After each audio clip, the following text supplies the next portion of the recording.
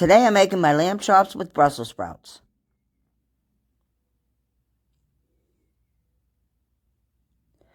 Cut the ends off the Brussels sprouts and then wash them.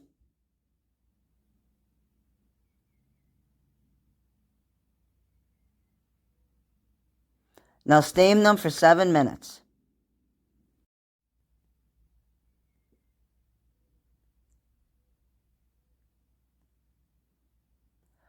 Over medium heat, add the oil to the skillet.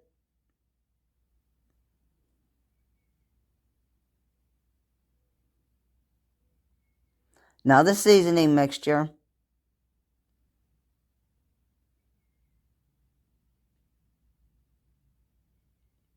And the crushed garlic.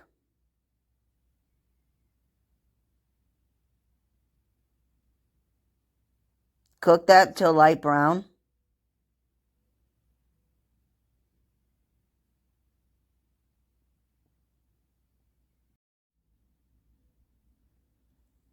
Add the lamb chops. Sprinkle with the salt and pepper. Cook for 5 to 6 minutes. Turn them. Sprinkle with salt and pepper again. And cook for another 5 to 6 minutes.